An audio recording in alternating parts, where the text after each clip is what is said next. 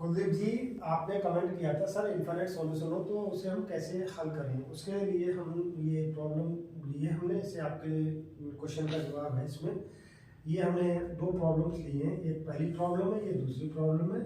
ये आपका समीकरण दे रखे हैं और इसमें हमने कंडीशन ऑप्शन दिए हैं नो सॉल्यूशन, डी बराबर 0, तब D x does not equal to 0, तब नो सॉल्यूशन होता है। आप यूनिक सॉल्यूशन के लिए only D does not equal to 0 होगा।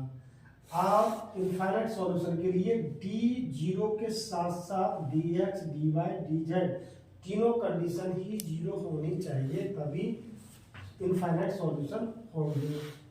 अब इसे हम सॉल्व कर रहे हैं। देखिए, इसे सॉल्व करने के दो तरीके होते हैं। डिटरमिनेंट 0 निकालेंगे तो इसके गुणांक लिख के स्टेप से हल कर लेते 3, तो डायरेक्ट भी हल कर लेते हैं। अब इसके लिए हमने जो लिखा है मेथड, ये हमने ये 3 के गुणांक लिख लिए और इसके बाद ये कॉलम ये रिपीट करके लिख दिए। फिर ये तिरछा करके डॉटेड ऐसे स्टेप से ये हमने लिख लिया। अब इसकी मल्टीप्लाई करेंगे 2 और इसकी 2 3 6 और ये 3 दूनी 6 एकम 6 प्लस 1 और बीच में माइनस लगा देंगे। फिर इसके बाद इसी टाइप से ये जिस प्रकार से किए इसी प्रकार से अब हमने इसी प्रकार से ये वाले तिरछी लाइनें खींच ली, तो इसकी गुणा कर लेंगे। 1 एकम 1 1 3 3 3 प्लस 1 3 3 एकम 3 2 दूनी 4 दूनी 8। ये हम सॉल्व कर लेंगे, सॉल्व करके ठीक है। ये हमने कैलकुलेशन किया और ये 14 प्लस -14 बराबर क्या आ गया, डी 0 आ गया। क्या आ गया, डी 0। अब हम क्या करेंगे, इसमें डी एक्स फाइंड करेंगे और डी वाई फाइंड करेंगे। अगर डी एक्स 0 नहीं आता है तो हम लिख देंगे नो सॉल्यूशन। तो अब हम करते हैं। अब डी एक्स को हम निकालने होते तो डी एक्स को छुपा देते, उसकी जगह ये वैल्यू लिख देते हैं 1 2 3 और बाकी सब वही लिखते हैं 2 1 1 3 3 2। अब इसे ये वाला हमने बताया था सॉल्व करने के लिए, ये वाले स्टेप रिपीट कर देते तो ये रिपीट कर देंगे 2 1 1। ठीक है, हम लाइन खींचेंगे जैसे ऊपर वाले में खींची थी स्टेप से ये। अब इसकी हम कैलकुलेशन करेंगे। 2 2 बन जाए 2 2 बन जाए 2 2 आ गया। 2 3 6 6 3 18 ऐसे 3 दूनी 6 6 कम 6 ये आ गया माइनस इस टाइप से। अब ये वाली लाइन खींचेंगे ये। अब इसकी मल्टीप्लाई 3 3 9 3 एकम 3 सॉरी 3 एकम 3 2 दूनी 4 दूनी 8। अब ये देखिए कितना आ गया 18 20 और 6 26 और 8 दूनी 16 17 18 19 20 ये आ गया इतना। तो इसका मतलब ये होगा D x does not equal to 0। D x ये डी एक्स बराबर कितना आ गया हमारा 6, तो हम लिख देंगे D x does not equal to 0।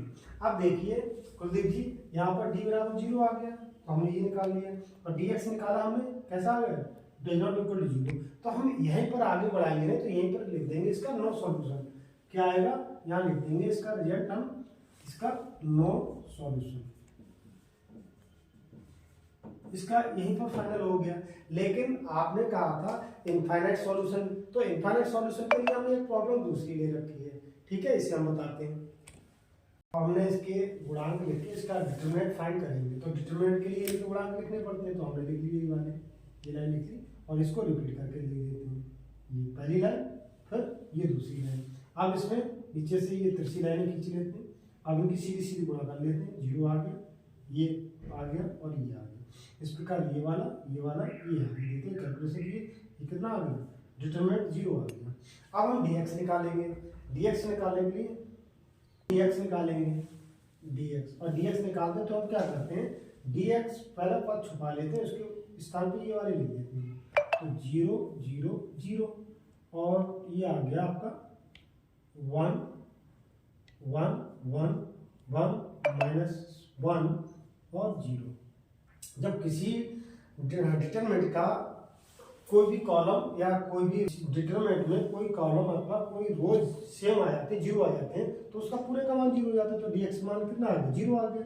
इसी प्रकार से dy निकालेंगे हम, तो dy में भी यही चीज होगी, y वाले सब टर्म जीरो जीरो हो जाएंगे ये, और बीच वाला ये पहला पद ऐसे ही आ जाएगा 2 0 1, और तीसरा पद 1 -1 और 0। इसे हल करेंगे क्योंकि ये पद जीरो है तो सब जीरो हो जाएंगे। इस प्रकार रिजल्ट ये निकला, परिणाम ये प्राप्त हुआ, यहाँ लिख दे रहा हूँ, d बराबर 0, dx बराबर 0, dy बराबर 0, dz सबके बराबर 0 आ गया। जब ये कंडीशन आ गई कि सभी चीजें बराबर हो गई, तो ये वाली कंडीशन है फॉलो कर रही है, d बराबर dx बराबर dy बराबर dz बराबर 0, दैट इज ये इनफाइनाइट सॉल्यूशन मिलेंगे। तो इसके लिए हम जब सब हल करेंगे तो इसमें हम क्या आंसर लगाएंगे, इनफाइनाइट सॉल्यूशन। तो कुलदीप जी आपको समझ में आ गया, कमेंट करके बताइएगा कैसा लगा, अच्छा लगा तो शेयर कीजिए, सब्सक्राइब कीजिए, ठीक।